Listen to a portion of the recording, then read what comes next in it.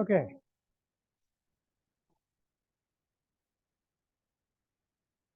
Okay. Looks like we have one more person coming on board.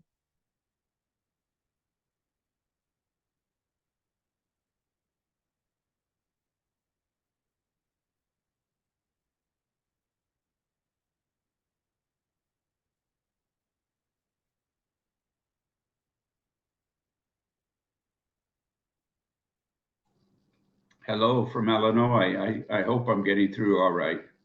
Hello, Tom. We can see you and we can hear you. Okay, good. I'll switch the video off so you're not punished too much. It's good to see you.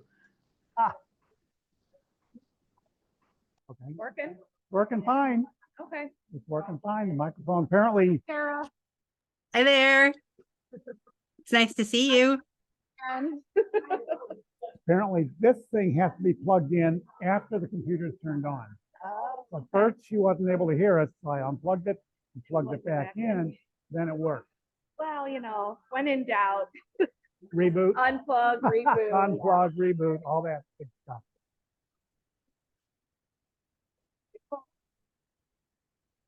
Left my plate with the cookie on it. I swear. And I Uh-oh. can't find it. Somebody probably threw it.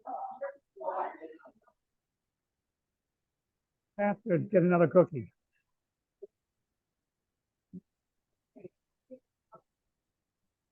Tom's on, he's doing fine.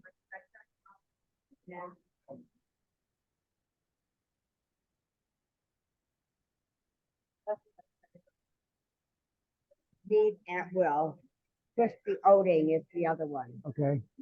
They're coming right on in. I haven't had to let them in. Okay. Oh, So okay. you must have set it up without Okay. needing. I may have done that during the crazy this meeting. Yeah.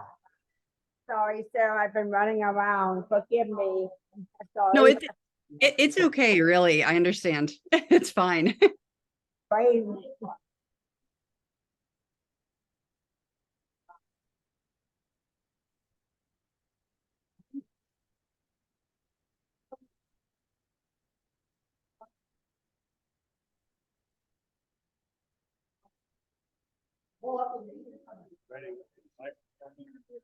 Not a good cake? Mhm.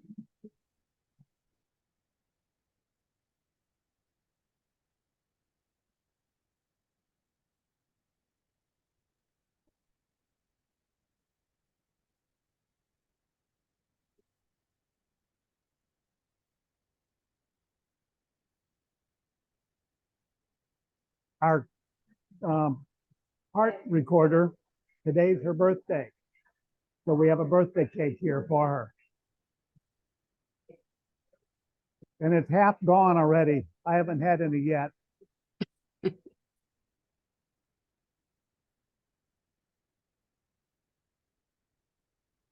There we go.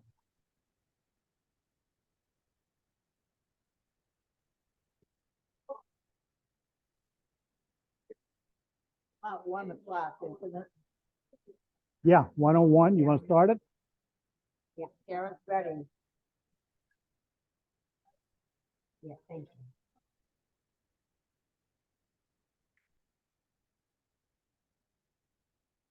Okay.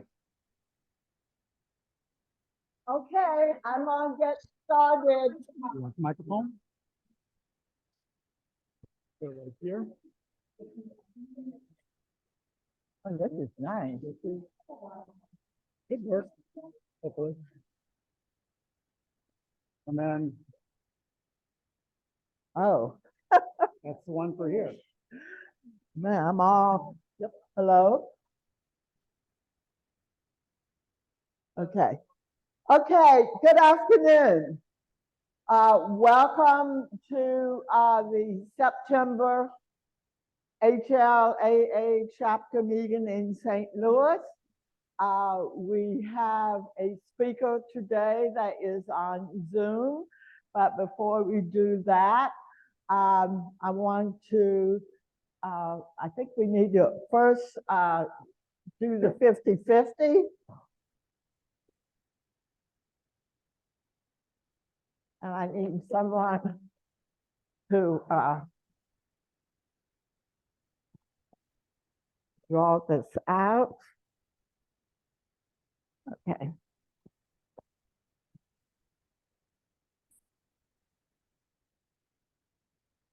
Okay, I'm gonna have you pick one. They kind of stick. Okay.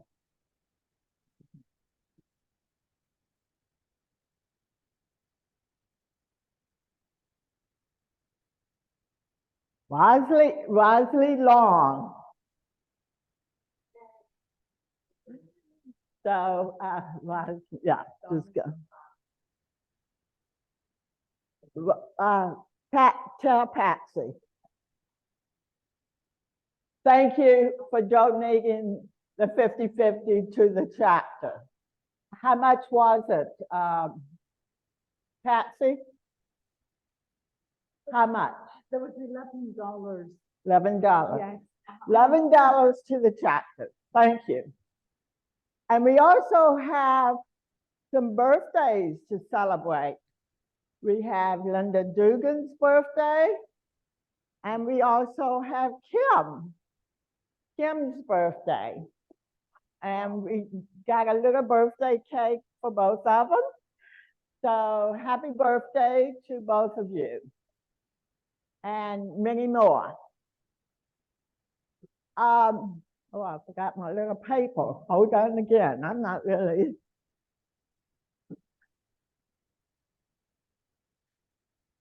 Next month, we're having a different format instead of a topic. And we're going to be doing this more in the future, meaning 24. Every other month, we're going to do something called Hope. It's a program, I'm not sure what chapter designed it. It's called the Fox Valley chapter. I think that's in Pennsylvania. I'm not sure. But the Hope stands for hearing other people's experiences. And we will be exchanging information. How do we accept our hearing loss? What our strategies are? How to take personal responsibility to make the changes necessary to improve life with a hearing loss and become an educated consumer. And we exchange this information. It would be like small groups. So that's what we're going to do, because we noticed that the feedback is a lot of people, is that people need to hear that. They need to hear about how do they cope with different strategies. So we decided this way. And so I want to look at you. So we will try to see how that format goes for every other month in 24. Meanwhile, if you have a topic that you'd like for us to bring to the meeting, even if it doesn't personally affect you, maybe you have a friend with a hearing loss and they would like to hear this topic, let us know. You can always contact Kathy and I, and we'll try to find, and if you got a speaker as a suggestion, please let us know. So, yes. Oh, yes. And in November, we're going to have a veteran to speak about how he lost his hearing.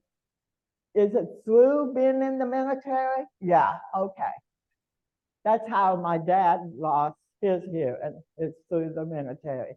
Although it might be genetic, because my grandmother had a hearing loss. So it kind of runs in my family. So we will have, what is his name? What's his name? John Leisure. John Leisure. So I look forward to hear what he has to say. And then in December, we're gonna have our holiday party at a new location that we're gonna try at Bartolino's Osteria, I think that's how you say it. It's on Southampton, and 44. So for people that west of that will be an easy access. So we look forward to have the holiday party there. So today's speaker is it Dr. Sarah Sparks? Yes, Dr. Yes. Sarah Sparks, who is an educational audiologist, and she has given presentations on audism. And it's different from autistic. So it's AUDISM. So I'm gonna hand it over to her and she will get started on her presentation. Welcome. All right. Could someone enable screen sharing for me?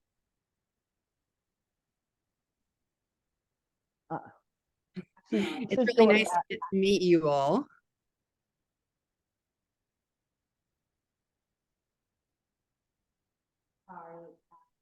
And where are you from, Sarah? I live in Washington, D.C. Oh, I'm familiar with DC. I have a friend in Arlington, and I've been in Bethesda, and had an uncle in Silver Springs. So, Uh-huh.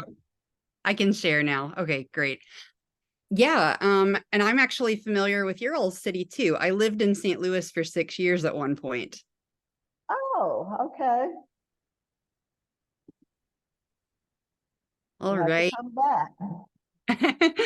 Well, I haven't visited in a while, but I would really love to make another visit to St. Louis at some point. It's a wonderful city. It is. I think people don't realize that St. Louis is a hidden gem. Yeah, I agree. I had a really good time when I lived there for 6 years. Thank you. Okay, Kathy and Jean, I think is got it all worked out. Yeah, I think so. That's perfect.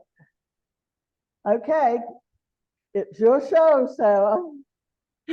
All right. Thank you all. Again, I'm just so happy to be here and to meet you all. Today, I'm going to be introducing the topic of autism to you. Some of you may have heard of it. Some of you may not have. It's a term that a lot of people outside of deaf culture have not heard of, but it's an important topic that I think affects everyone who's deaf or hard of hearing. So I'd like to give just a little word about the terminology that I'm going to be using first. So I think respect for all identities is important. I am a firm believer in calling people what they want to be called. So no matter how a person identifies with regard to hearing, I think it's really important to respect that. For the purposes of this presentation, I'm going to be using the terms that I have listed in the second bullet point on this slide. So I'm going to use small d deaf when I talk about my own identity, which is pretty complicated. I'm fine with people calling me big D deaf as well. I'll tell you a little bit more about myself in a moment. I'll be using the term big D deaf when I'm talking about deaf culture. And I'll be using the term deaf or hard of hearing, which I typically have abbreviated as DHH throughout the presentation when I'm talking about all people who have some level of hearing loss. In this particular presentation, I'm not going to be using the term hearing impaired because even though some people identify with this term, many people consider it an insult. And just to be entirely upfront about my own bias, I do agree with the above. I consider it an insult when someone calls me hearing impaired. But if you personally identify that way, I want you to know that I totally respect your identity and your choice of terms. I think everybody should be able to determine who they are on their own. So this is all just so that we understand what I'm talking about when I give the presentation. So a little bit about myself. I am a full-time audiologist within Baltimore City Public Schools. I was working in a clinic before I transitioned to doing educational audiology, and now I never want to leave educational audiology. I love it so much. I have a little online business as well called Audiology Outside the Box, where I do some oral rehabilitation with a few private clients and also give educational presentations and create educational resources about audiology related topics. I teach some courses as an adjunct instructor for Gallaudet University, which is my alma mater. I teach courses occasionally for their AUD program, and I teach a course there sometimes that is an audiology for non-audiologists sort of course for other people who are going into different kinds of deafness related professions. And then at Minot State University in North Dakota and Boston University, I sometimes teach online that same sort of audiology for non-audiologists course for their deaf education students. I'm also a paid consultant for the National Deaf Center on Post-Secondary Outcomes. I hold a lot of different audiology-related volunteer positions in the American Academy of Audiology, the DC Speech Language Hearing Association, the Maryland Speech Language Hearing Association, and the Educational Audiology Association. And I myself am proudly a deaf person. I communicate in both ASL and English, and I use 2 cochlear implants to hear. So I've got a little bit of a lot of different worlds. So a little bit about my story. I grew up in Eastern Kentucky myself. I have a progressive sensory neural hearing loss. I'm not sure of exactly when it began. I was born in 1984, so that's before the newborn hearing screening was universal, and it really wasn't even happening in very many places at all. So most people my age wouldn't have been able to be identified in really early childhood. But in my case, I think it probably started a bit later because I did develop spoken language without any issues. And hearing concerns first started being raised about me when I was an older child. So I think things started a little bit older.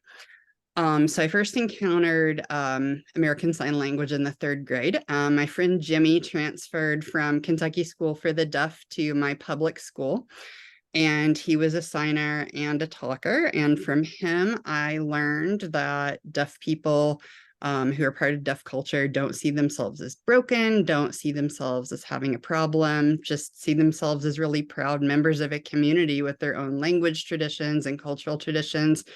And I just thought that this was amazing, and it was very inspiring to me. So when I started to lose more of my hearing, I was able to really draw on that experience with my friend Jimmy, who I'm still in touch with.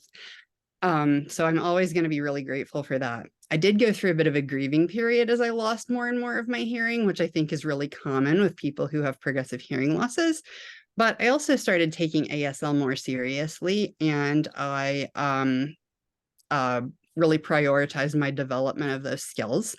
And over time, I developed a sense of pride in myself as a deaf person. I became involved in the Big D deaf community, and I do consider myself to be just as much part of deaf culture as hearing culture. So I think both are really important and valuable. Eventually, I decided I wanted to become an audiologist. So I entered the AUD program at Gallaudet University. And at the time I entered, I was a binaural hearing aid user. So I had been using 2 hearing aids for a really long time. And I'd been a cochlear implant candidate for quite a while, but I was very hesitant about it because I was really deeply involved in deaf culture and the deaf community. And I was concerned that if I got cochlear implants, I would maybe be sending the wrong message about myself, that I didn't want people to think that I saw myself as broken, because I definitely don't. And even when I was grieving long, long ago, I did not see myself as a broken person. So I had a lot of hesitations, but when I started audiology school at Gallaudet, Gallaudet has an in-house clinic where the students will train for the first part of their education before going off campus into internships and getting more diverse clinical experiences. So when I was working in our in-house clinic on campus as a student clinician, I gained exposure to a lot of people who are part of the Gallaudet community who are also proudly deaf or hard of hearing and have cochlear implants at the same time. And working with more and more of these people and learning about their experiences, I eventually sort of emotionally gave myself permission to get implanted myself. And I think it was a really good decision for me. I got my right ear implanted first and my left ear implanted a little bit later. I got both of my implants while I was actually studying for my AUD, which is something I always say I do not recommend to anyone getting 2 cochlear implants while you're in doctoral studies of any kind.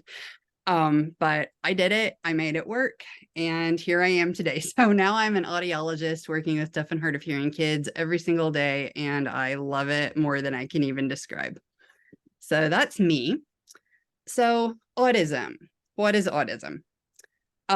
It's a term that was first used by an academic named Tom Humphreys in 1975. Tom Humphreys has made major contributions to deaf education research, and he is deaf himself. So the term was first used to describe discrimination against and oppression of deaf and hard of hearing people. Although originally the context for the term was primarily about the American Big D deaf community in reference to discrimination against ASL and signing within a society that values speaking and hearing. The term now appears frequently in academic writing related to deaf and hard of hearing education, sign linguistics, and other kinds of related disciplines. So as time goes on, this term is being more and more frequently used. And as we are starting to talk more about other kinds of discrimination, like sexism, racism, and so forth, the term autism really fits pretty well into that. It's a type of discrimination that is focused on deaf and hard of hearing people. It is related to another term that is newer. This term is ableism. So ableism is discrimination against people with disabilities and the belief that having typical abilities is superior to having disabilities. So ableism is more related to discrimination regarding disability in general, and then autism is more specific to deaf and hard of hearing people. So both of these terms are related to different models of disability. So people have different ways of looking at disability. And it's okay to have different ways of looking at disability, particularly if it's about yourself. Again, I think everyone's identity is important and matters, and how you see yourself is a very personal thing. So that's certainly something I would not want to change in anybody. Everybody's on their own journey. But there are 2 general models for looking at disability. So the medical model views disability as a problem, sees it primarily about impairment, and sees it as something that needs to be cured. But then there's also a sociocultural model of disability that sees disability as not a problem in and of itself. So based on the sociocultural model, the belief is that disability exists only because society causes people to be disabled. So because society prioritizes only the needs of people with typical abilities, people with disabilities end up suffering and not being able to do the things that we would otherwise be able to do. So in other words, according to the medical model, the disability is situated in the person's body, but in the sociocultural model, the disability is situated in society. So autism specifically, I think this applies to ableism more broadly, but autism specifically has been written about as intentional, unintentional, and disconscious. So intentional autism is very obvious and blatant discrimination against deaf and hard of hearing people. Unintentional autism is less obvious. It's often based on implicit bias. I don't know if any of you all have ever taken those Harvard implicit bias tests online where you look at pictures of people with different features, like different skin tones and such, and it's able to tell you based on your responses on the test whether you have a certain level of implicit bias based on skin color, based on other kinds of features, based on other kinds of characteristics about people. So autism also is a possible issue of implicit bias. So that would be unintentional autism. And then there's dysconscious autism, which is a term that was developed by Jeannie Gertz, who is another deaf scholar. And dysconscious autism is internalization of autist beliefs by DHH people, deaf and hard of hearing people, ourselves. So in other words, when a deaf or hard of hearing person takes on autist beliefs because society portrays those beliefs to us and we take them into ourselves, that's dysconscious. So I've got some examples of all three of those. So examples of intentional autism, these are probably pretty easy to identify. So statements that deaf and hard of hearing people cannot or should not be allowed to do something that other people can do and should be allowed to do. So for example, deaf and hard of hearing people shouldn't be allowed to drive. That is unfortunately a common stereotype, and it is an example of intentional autism. One that I've heard a lot in my life is deaf and hard of hearing people can't be audiologists. I did have a lot of good supportive people working with me when I was working on becoming an audiologist when I was a student. And in my professional life now, I have a very supportive team of colleagues who really believe in me and really work well with me. But I have also run into people and still run into people from time to time who believe that deaf and hard of hearing people can't be audiologists and we can't do as good of a job at it as hearing people can. So that's all part of intentional autism. And another manifestation of intentional autism is statements that assume deaf and hard of hearing people should conform as much as possible to hearing people's ways of life. So one example of such a statement would be that deaf culture is a dying relic now that cochlear implants exist. So the assumption that having cochlear implants and not just having the implants, but living life as a hearing person rather than a deaf or hard of hearing person is superior to being part of deaf culture. Another example of this, deaf people who don't want to hear are just choosing to be disabled and leech off the social safety net. This is a claim that I hear way too often. So that's also an example of intentional autism. And deaf and hard of hearing people can't help being deaf or hard of hearing, but they're fully responsible for solving their own communication problems. So that places the full burden of communication on the deaf or hard of hearing person. And that's another example of intentional autism. So looking at unintentional autism, these are the more implicit bias, unconscious, and covert sort of statements. So a person might, without even realizing it, trust hearing people more than they trust deaf and hard of hearing people. So if you have a choice between a deaf or hard of hearing doctor and a hearing doctor, and you know those two people's hearing statuses, and you choose the hearing doctor because you are afraid that the deaf or hard of hearing doctor is less competent, even if you're not consciously thinking that, if that motivates your choice, that's a type of unintentional autism. Another example of this is assuming that deaf or hard of hearing people can't accurately report what happened during certain events that need to be reported, like a car accident. And I bring this up as an example that has affected me. So I've been in 2 pretty serious car accidents within the past 2 years, neither of which was my fault. But for one of the accidents, it was very interesting. One of the other people who was involved in the accident was trying to claim that I couldn't accurately report what had happened because I'm deaf and a cochlear implant user. So that's something that does happen. Another example of unintentional autism is infantilizing deaf and hard of hearing people. So talking down to deaf and hard of hearing people or treating them as unintelligent, making decisions for a deaf or hard of hearing person or speaking what is assumed to be their decision. To give a further little example of that, and with unintentional autism, the person isn't trying to be autist. It's something that just happens because of the unconscious biases that we get in society. So I was out to dinner with my spouse one time, and I didn't hear what the server said. And my spouse answered the question. And then I asked my spouse after the server left, what did he say? And my spouse said, oh, he asked us if we wanted bread with our dinner. And I told him yes, because you always eat the bread. And that really bothered me, because even though I do always eat the bread at the restaurant, I wanted to be able to say for myself that I wanted bread. I didn't want my spouse to just answer for me. So we had a talk about that. It's not something we fought over or anything, but we have a talk over these little things when they come up, when I feel like I am being overtaken in my own ability to say what I want and what I need, rather than having someone else do it for me.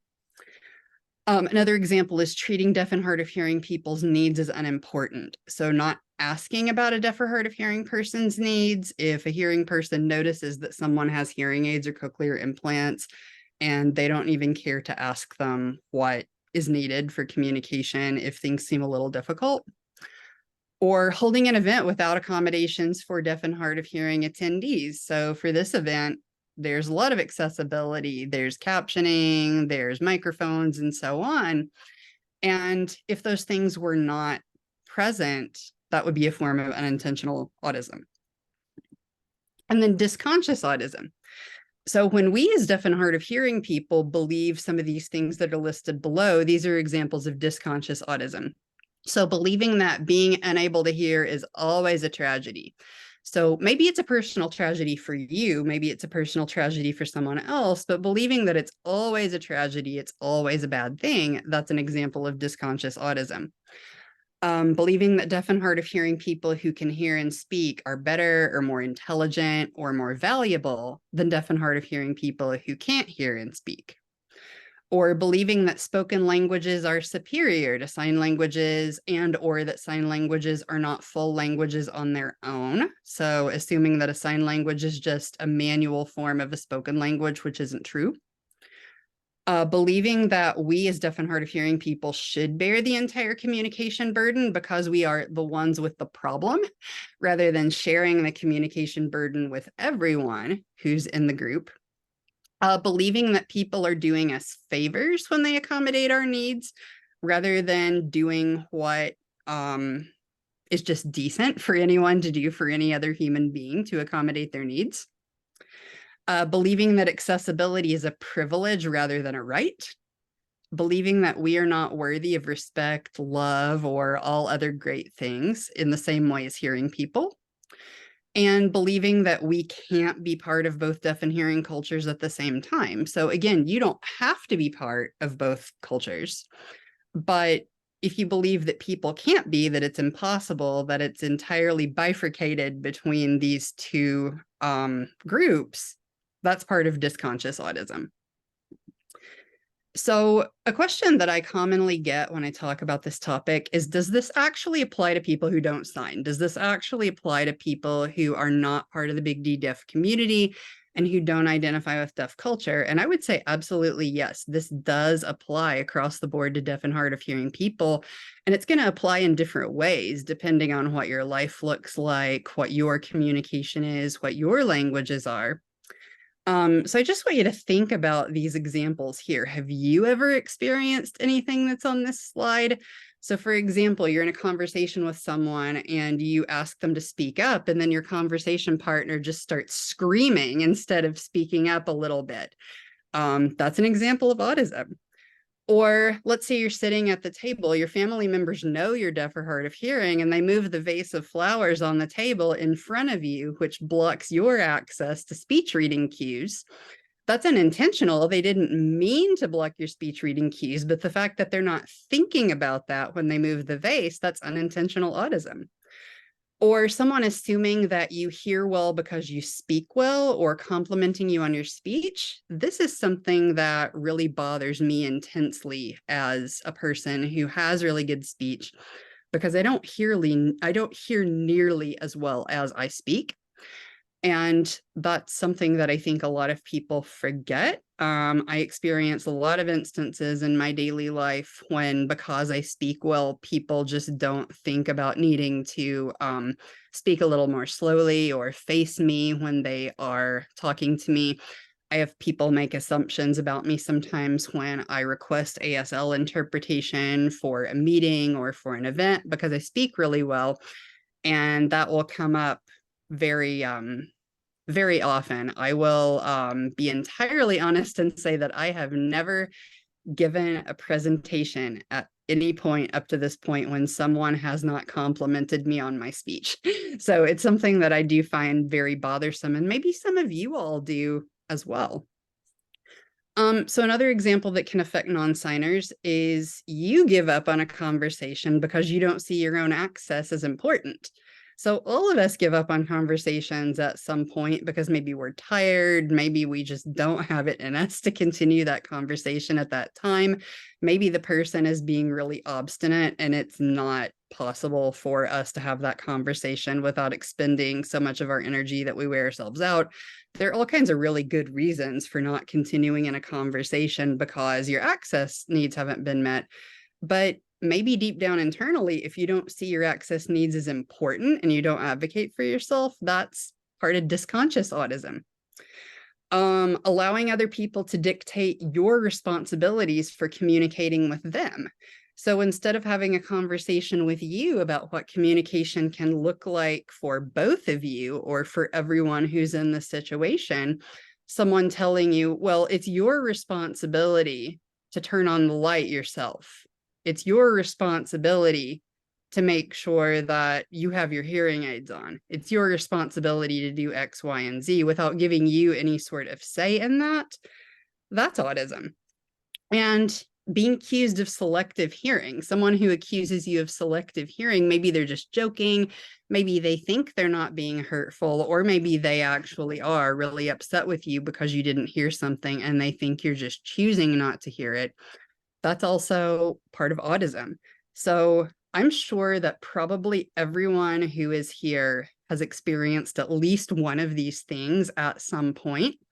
And my guess would be that probably most people here are not deeply involved with the big D deaf community, but this is still autism. So all of this still applies. So it really does impact all deaf and hard of hearing people, whether someone signs or not, or identifies with deaf culture or not. Negative assumptions about deaf and hard of hearing people are harmful, and they prevent us from engaging fully with our friends, our family, our communities, and the world in general. And we deserve better. We are just as worthy as hearing people. So thinking for a moment about how the world might look if we did not have autism. So we might have universal access to different kinds of accommodations like ASL interpretation, CART captioning, cued speech transliteration, or whatever it is that people need to access communication.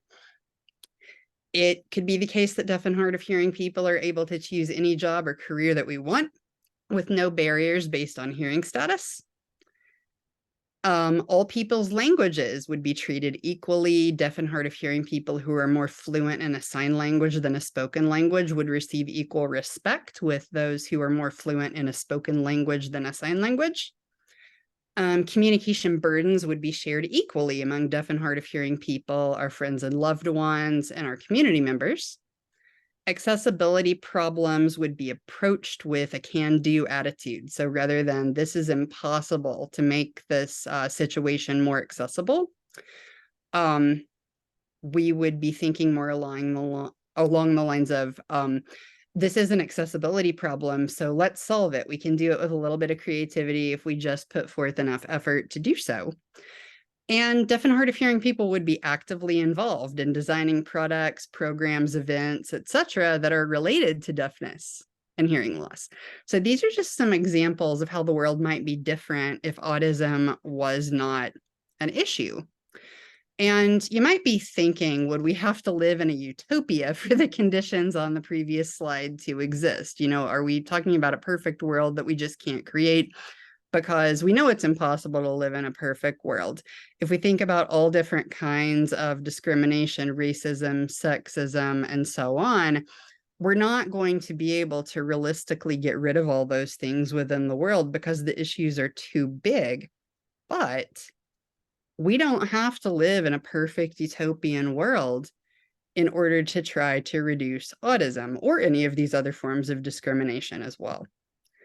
So I'd like to have a discussion with you rather than continuing to talk more on my own. So I'd like to know what your general questions and comments are related to autism, whether you've experienced autism personally. What do you think that we as deaf and hard of hearing people can do to address autism? And what can the hearing people in our lives do to address autism? So I would love to know your thoughts on all of these. I'd love to engage with you all while I'm here, just have a conversation with you rather than continue talking myself. So let's take a moment and just talk about this. Does anyone have anything to share? If you do, please make sure that you make your comment accessible to everyone. Use the microphone. I'm accessing this meeting myself with the captions on Zoom. So just be mindful of that. But let's talk about it. Does anyone have a comment, question, thought? Anybody have questions, comments? Have you ever had a personal experience with it? I see Kathy moving.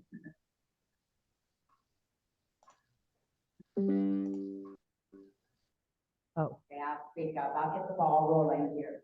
Are you able to hear me, Sarah? Do I need to come up here? no, because Yes. I had the mic. Anyhow, Linda are going to be close friends because she has the microphone. Okay, I have an experience. I was working in the hospital outpatient office, and at that time, I wore a body hearing aid. This going back quite a ways. A time. Now everything's behind the ear. But at that time, it was a body aid. And I had to use the telephone. And I was perfectly fine talking to the patient across the desk before the phone rang. Phone rang, I have to turn the phone receiver upside down so that I can hear it in my microphone on the hearing aid, but on the body aid. So of course the mouthpiece was up by my mouth. So right away, that person's demeanor totally changed. Not only did that person, when I got off the phone, start yelling at me and really dumbed down the language, like I was like a child. And I said, look, I was hearing you fine before I answered the phone. Let's go back to that kind of level of dialogue. But it was just like totally, person thought I was stupid, and just total change in attitude. So I thought that was quite interesting and insightful. If you don't do things the way they're used to, then they automatically assume you're the one that's dumb or whatever. Yeah, I think that speaks to autism on so many levels, particularly the infantilizing that I was talking about before, where the person assumes that someone is less intelligent because they're deaf or hard of hearing, or they notice that someone is having trouble hearing in a particular situation, and then their whole demeanor changes, their whole behavior toward the deaf or hard of hearing person turns negative. And I'm glad you're speaking on this topic. Before I go any further, if you have a question, please come up here so that I can hand you the mic and everything. But I want to add to my personal experience. My hearing loss was officially diagnosed when I was 6 years old in first grade. I did not go to kindergarten. That did not exist when I was younger. So anyway, first grade was a bad experience because the teacher first of all, I did not know you were supposed to be quiet and listen to the teacher instead of shouting with your classmates. One thing led to another. I ended up in a principal's office, and I had a wise principal who then I had my hearing tested. The reason I bring this story up, throughout all my school years, it was like I was not that bright. Came to my senior year of high school, I was mainstream, did not wear a hearing aid. And because my maiden name is Baker, in elementary school, I get to sit in the front. In high school, you don't do that. You just grab what desk you want to sit on. But anyway, senior year of English, and specifically, we had grammar. And I struggle with grammar because I don't hear the INGs at the end or the EDs. And I knew in my head what it meant intellectually, but to put it down, you know, to practice it. So, okay, I struggle with that. So, come the next semester was literature. And I never forget a classmate said, "You didn't do so well in grammar, but boy, you're real smart in literature." Well, I felt like saying, "Dummy, read the book." It was Tale of Two Cities. So, you know, experiences like that through my school year. I ended up at Florida State for my undergrad, which had large classes. That's when I realized I started out as a journalism major, and no one said I couldn't do it, but they kept talking about plagiarism. And I thought, well, I can't hear, so how am I going to get the words correctly? So I changed to be a deaf education major, did all what I was supposed to do, and the advisor said, "You cannot do this because you don't hear." So I changed my major again to social work. So I have experienced it throughout all my life that, okay, you're different, you get taught different, you hear different. So it's been a challenge, you know, to say, hey, I'm just as smart as you are. You know? There's always that underlying feeling. So that's my experience, and I got Lloyd staying in that.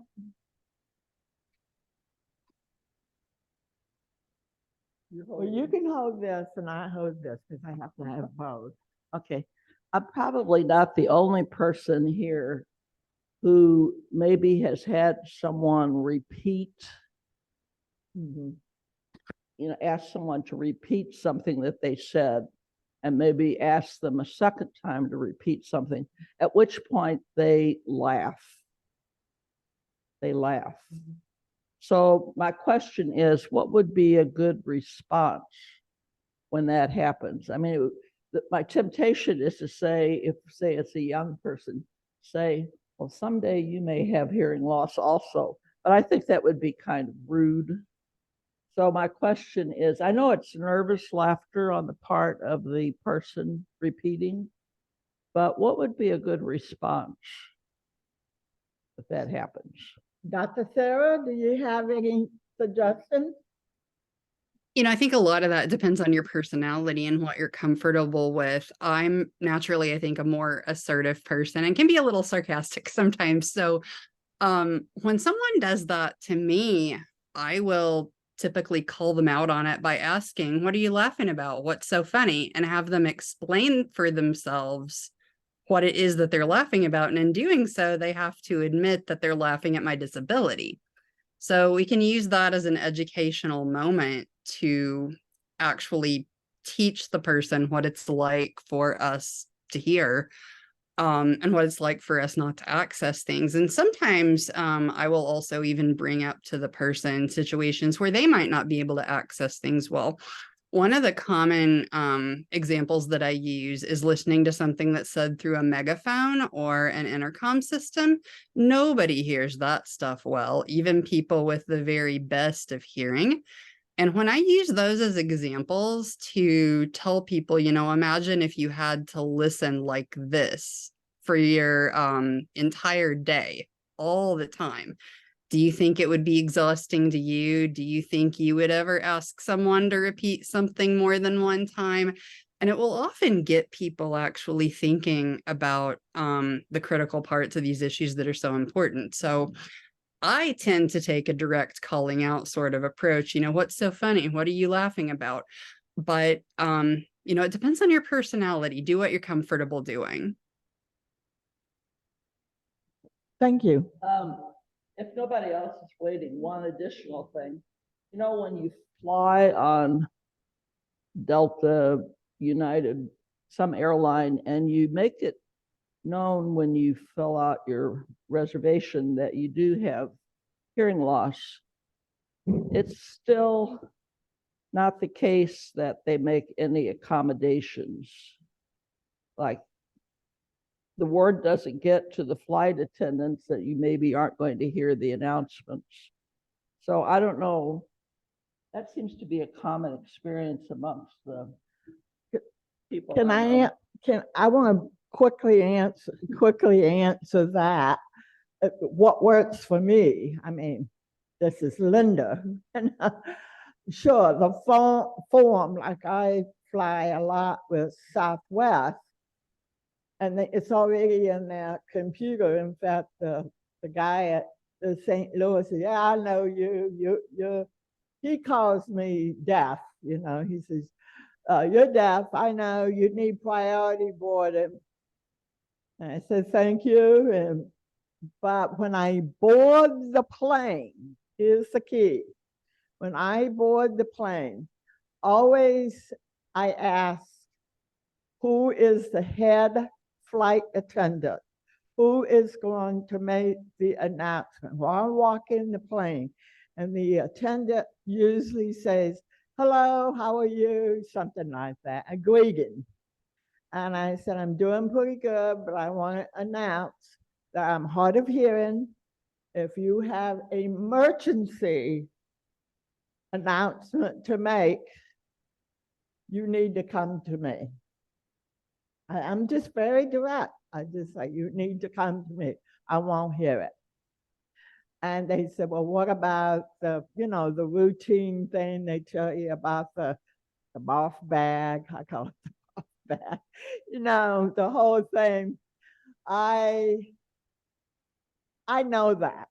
And there is a script. There's a script that's laminated that you can pull out and read. And there's a script that's also laminated that you can read about putting the life jacket on, blah, blah, blah. So I look for the head flight attendant. And Southwest, as a rule, are very good. And I've had a flight attendant sign to me. And I know enough sign that I can converse, but I wouldn't call myself fluent. But I tell them thank you, because it's nice to know they make an effort. So I give stars to Southwest. The other airlines, it depends. It depends on the flight attendant. It's like it's like when you ask somebody to repeat, you have to repeat. "Hey, I'm hard of hearing. I didn't hear the announcement. Was it important?"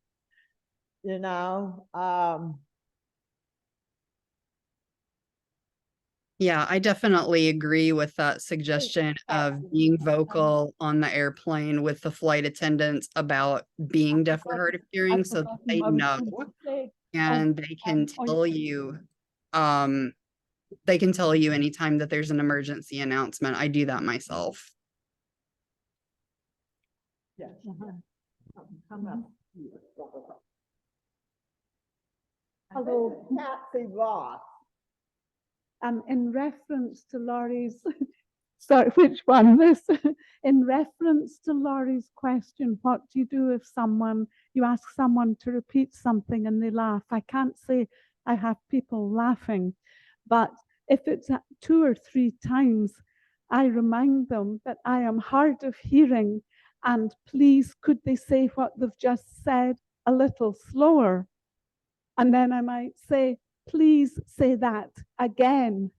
And that's how I don't always get it, but that's how I try. And I'm on an aeroplane. I'm not quite as assertive as Linda, but I'm in that pleasant. When I get on a plane, I go for the priority boarding because it's a right, and it's also very useful. I always say to the flight attendant as I go on, I am hard of hearing. Well, I don't always say I'm hard of hearing.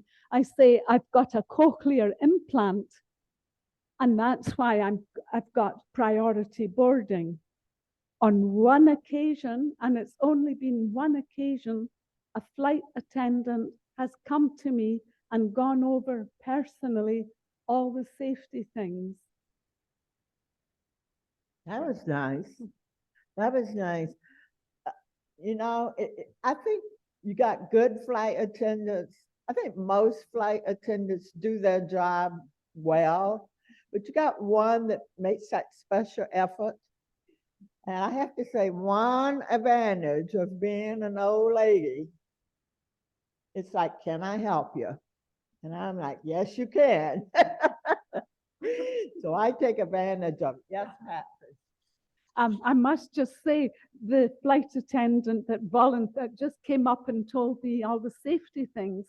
When I was getting off the plane, the captain was standing there, and I thanked him for the good staff on his plane and their personal involvement in the safety of the passengers, because that is really why we have flight attendants, so they can get us all off safely in an emergency. Yeah, that's a valid point. Okay, I'm going to back up a little bit. Laurie's comment, real quickly. She said, how do you reply when you've asked several times and the person laughs? My suggestion would be, if you don't, you could try rephrase. Did I hear you just say such and such, whatever the statement was? Just rephrase it and bounce it back. Is this what you said? And let's give the person a chance to correct or whatever you misheard. And another thing, say, you know, I really do want to hear what you're saying. You're important to me. Well, that kind of throws the ball in their court. And I think you have to be proactive. And the same thing with flying. If I fly by myself, I make sure I am right there by, you know, right where the action is, by the gate. And if I see people are suddenly leaving, okay, that means they changed the gate. So in other words, I ask questions, and you really do. In other words, don't act like a victim, because you're not. You are just just as much of a paying customer as the other people on that flight. And that just goes for airlines, but it's any situation. We all have a right to get whatever is going on. And so anyhow, got to get on your soapbox sometimes. We talk about it's our right. Keep in mind the American with Disability Act. Some of you know that I used to do training on that. Only relates to USA. Anything that's owned by the USA, airlines that are based in the USA. Because I went to Europe, some of you know, in March, April, and there's no such thing as a civil rights law as ADA. They don't have that. So, which is a whole, and again, it's very interesting. We had tour guides, and I told the tour guides that I had a hearing loss. I would try to keep up with them because I was a lip reader. And for the most part, I did. I guess it's just, I don't know if it's my personality or because I've lived with a hearing loss. I just made sure my body was right there with the tour guide. So I don't know if that answers your thing, Dr. Sarah, about Audism, but I do say we've all experienced it. Lori has next. I was a special ed teacher for 25 years, and it was really hard advocating for myself in a meeting because people would be like, well, you're the specialist. You should be able to take everything we say in as fast. And I would talk to them and even my students and say, I need you to point your face towards me. And for students, it was hard with the idea of, I don't want to stare at you. And I'm like, I don't care about staring. I'm not looking. You don't need to make eye contact. But later, I would get some faculty and other people who would be like, we have a meeting with her. And if I say it again, did you not hear me? And I finally would be like, we're in this room at a table. There's usually only 6 of us. We're here for the benefit of said student. Let's come and set everything aside and put the same accommodations in for everyone. And it kind of lightened things up a bit. My question for you would be, I'm taking on another position doing similar where all I am going to be doing is holding IEPs and writing them. What is a good phrase to start I'll be the chairperson of meetings, to start off a meeting of setting the parameters and asking one person at a time to speak, possibly face the speaker, turn your head, without sounding overly bossy or whatever, but still universally fair. It's a concept I'd like to kind of set up so that I do it routinely enough that it's an expectation from my fellow staff and will benefit us all. Yeah, that's a great question. And as an educational audiologist, I'm in IEP meetings constantly. This is an experience I have quite frequently, and I actually have ASL interpreters at all of my IEP meetings so that I can access things. So I can definitely relate to the need to make sure that communication is fully accessible at those. So I think a good way to start off the meeting is not to necessarily focus on deaf and hard of hearing related needs, but just to say something like, before we get started with the meeting, let's establish some communication norms so that everyone can understand clearly what is being said and ask any questions about it if needed. And then just state a few brief communication norms, such as only one person should talk at a time. If it's a virtual meeting, use the hand raise feature before talking, whether it's on Teams or Zoom or whatever. And then whatever other communication norms you think are appropriate for your situation. So some other ones that that I think are good for that kind of meeting, you already mentioned, such as make sure that other people can see your face when you're talking and so forth. So I hope that helps a little bit. Just kind of setting it up as establishing communication norms rather than focusing entirely on deaf and hard of hearing people. Thank you. That is so important. That's what I try to do in certain of my meetings, is to set the communication rules. And one voice at a time, even though somehow Kimberly is my talk person for other meetings as well as this. And sometimes they think Kimberly is a miracle worker. In some ways she is, but she can only hear one voice at a time to be able to type it clearly. So I am constantly saying one voice at a time. I mean, I think the most annoying habit I think that hearing people have, normal hearing people have, they all talk at once. And I think it's really important that we do in a polite way to let these are my needs. I hope we can accommodate them as we go along. Because it's nice to be the chair and say, these are the rules. You know, so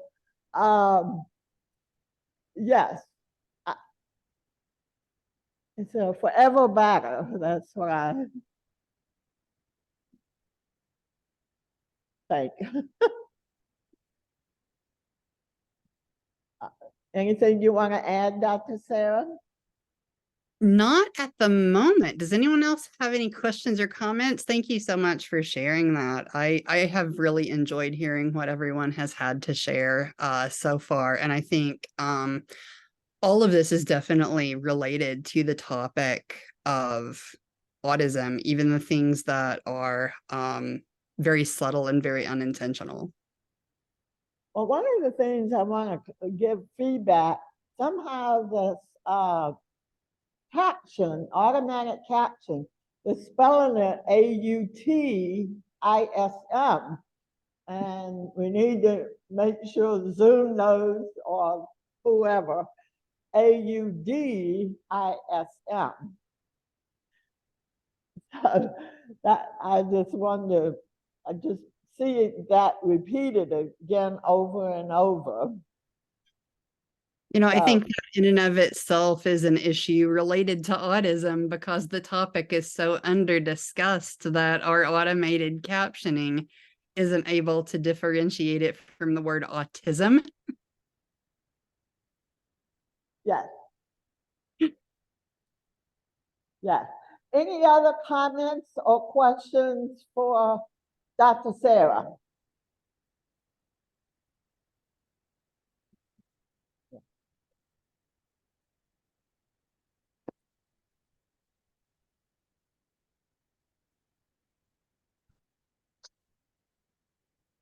Hey, I am getting my proficiency certification in American Sign Language, and I have no hearing in my left ear.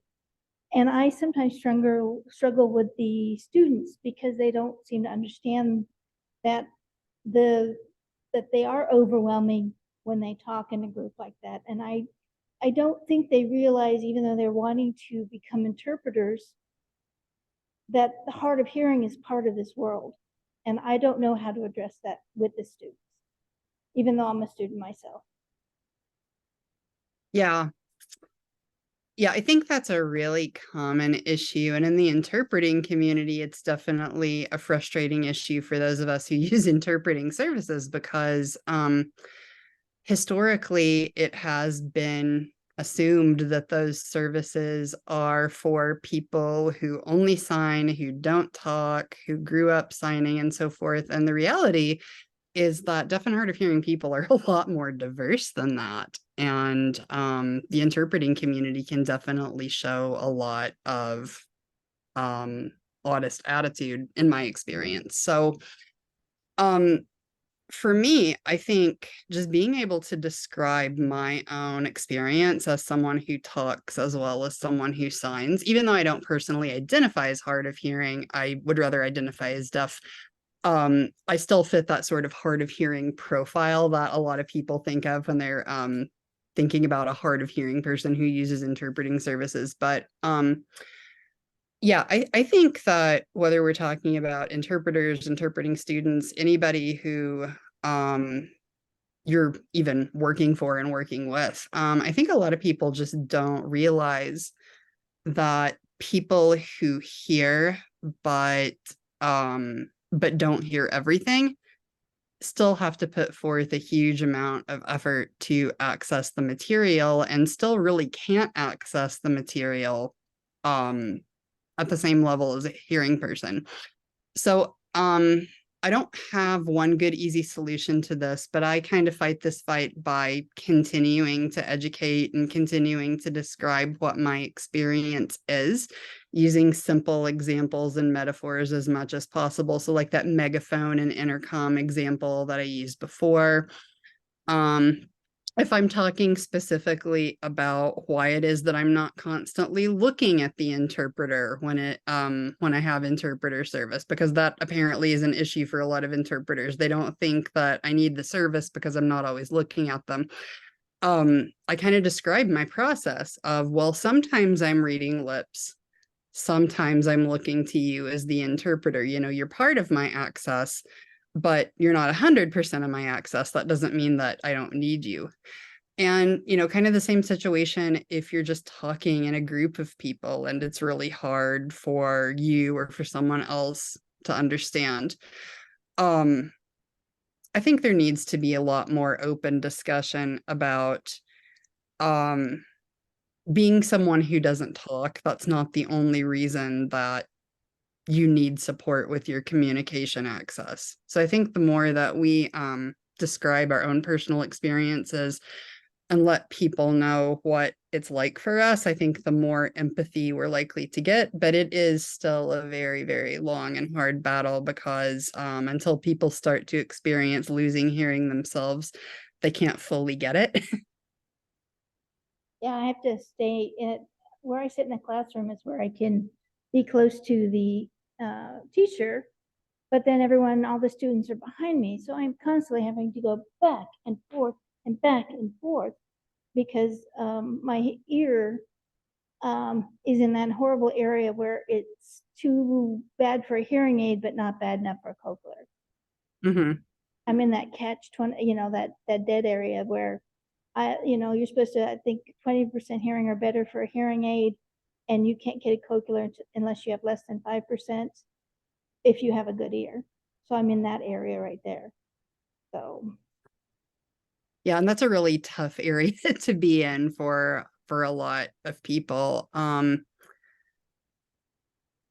Listening at a distance and listening in noise, and localizing sounds in the environment are all particular challenges for people who have asymmetric hearing. So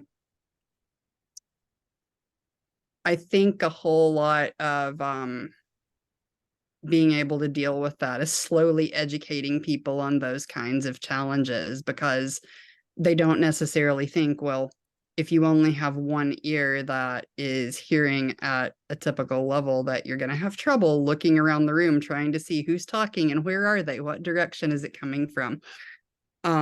So yeah, my best advice is, to the level that you're comfortable, keep sharing about your own personal experience so that they come to a better understanding of it. And if there's a particular example that comes up at a moment in time, sometimes with my own experience, if something happens and I think, wow, that would be a great example to use in an educational moment for someone, I just take out my phone, put it into a little note, and then save it for later. And then I have all these nice examples to pull out when I need to explain something to somebody. all right, thank you. Thank you.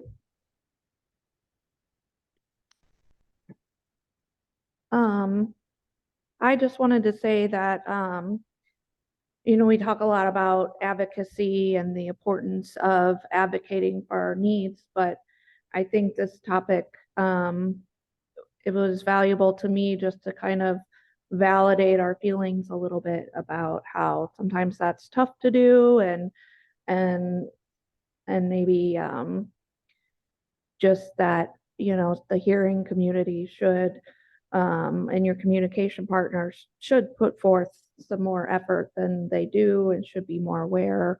And it just validates a little bit, I guess, that sometimes it's kind of exhausting to advocate, where some people don't have the personality to advocate for themselves as well as others. So I don't know if that makes sense, but I really enjoyed it.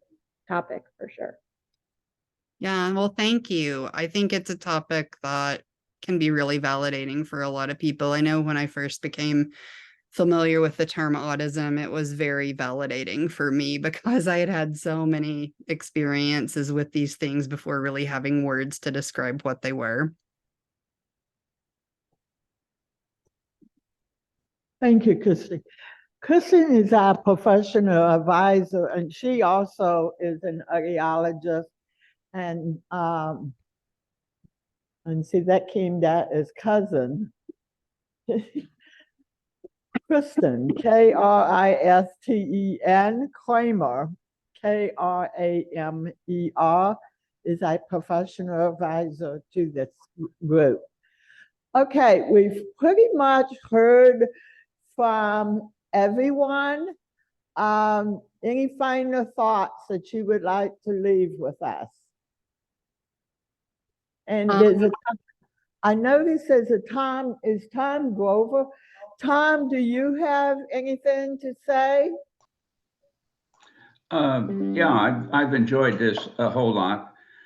I think that people are kind. People will work with us. At a doctor's office, I'll tell the receptionist that I have a problem, and they work with me as I struggle along.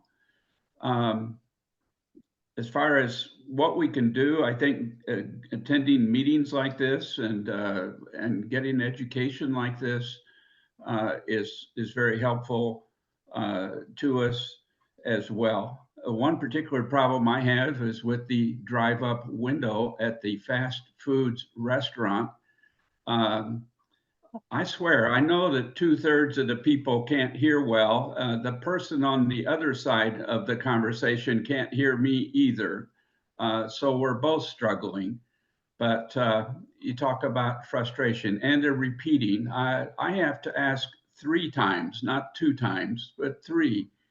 And it's frustrating to the person that's working with you. You talk about a person laughing, but if nothing else, interiorly, I think the person's frustrated with the struggle.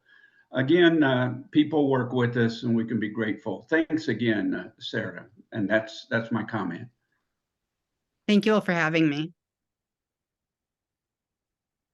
Yes, it's been a very insightful meeting today. And thank you, Tom. I just want to add my thing about fast food. I do notice that the last time that I went to the drive-in, okay, just a minute, Bill. Is that they have a screen now where you can see if they got your order correctly. And if they don't have it, I say, no, I repeat it.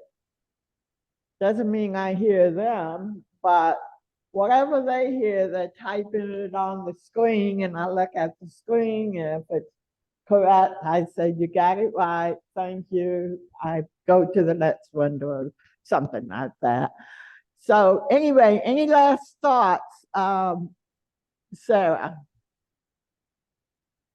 Nothing else from me. If you all want to contact me, if you have any further questions, comments, if you just want to get in touch, this is my contact info.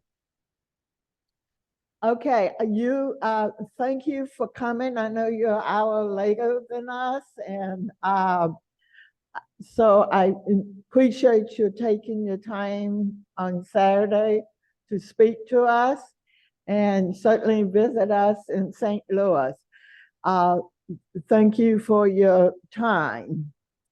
And we will conclude this meeting. You can stay and hang around. We just have a couple announcements that Mr. Bill Sheldon, who is a guest, I've known Bill for many years.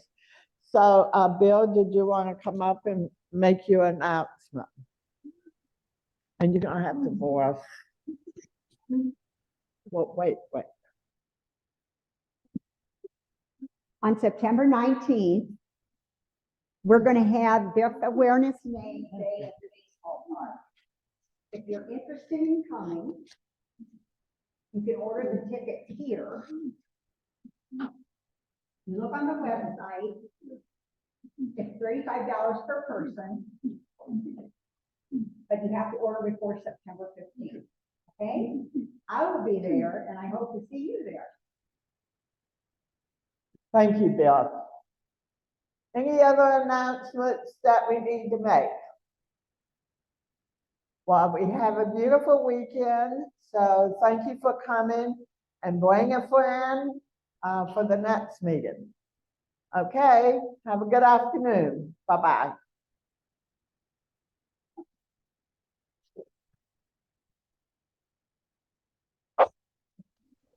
Thanks much. Take care.